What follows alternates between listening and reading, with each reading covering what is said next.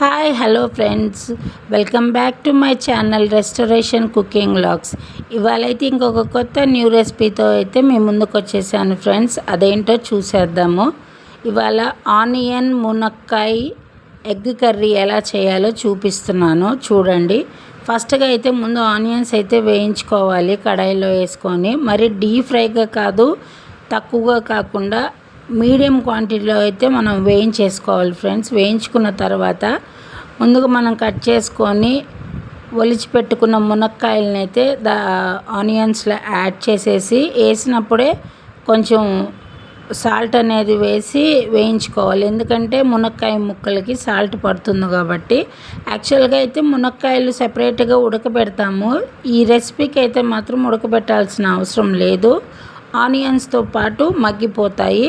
So ఇప్పుడు చూస్తున్నారు కదా మీరు, ఆనియన్స్తో పాటు వేసేసాను. వేసిన తర్వాత 15 మినిట్స్ అయితే స్లిమ్లో పెట్టి పైన లిడ్ కవర్ చేసేసుకొని అయితే ఉడికించేసుకుంటున్నాను. ఇప్పుడు మెత్తబడిపోయినాయి ఆనియన్స్ కానీ మునక్కాయ కానీ. ఎందుకంటే మునక్కాయ అంతగా ఉడకపోతే కనుక పచ్చివాసన అనేది వస్తుంది కాబట్టి టేస్ట్ అనేది ఉండదు.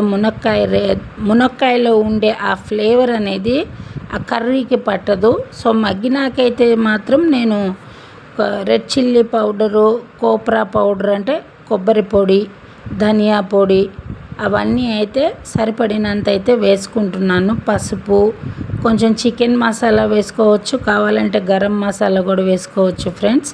అవన్నీ వేసిన తర్వాత మళ్ళీ అయితే కొంచెం సేపు మగ్గనివ్వాలి. ఎందుకంటే ఇప్పుడు మనం వేసిన ఇంగ్రీడియంట్స్ మొత్తము ఆనియన్స్కి మునక్కాయకి పట్టే వరకు స్లిమ్లో అయితే మాత్రం ఉంచుకొని తప్పకుండా 10 to 15 మినిట్స్ అయితే లిడ్ కవర్ చేసుకొని పెట్టుకోవాలి.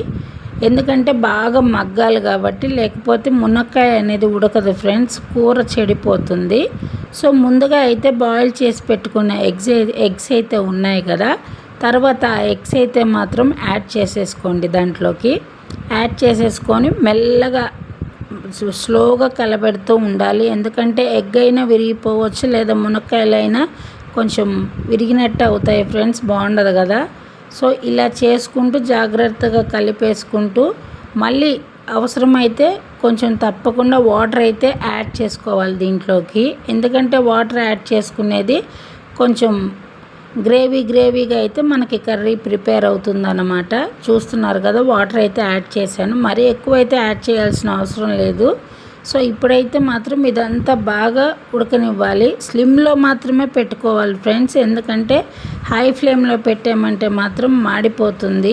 అందులో కడాయి పెట్టాను కాబట్టి, నేను ఐరన్ కడాయి లాగా ఉంది కాబట్టి జాగ్రత్తగా పైన లిడ్ అయితే కవర్ చేసేసుకొని స్లిమ్లో పెట్టేసుకొని అయితే 15 మినిట్స్ వరకు అయితే మనం బాగా ఉడకనివ్వాలి.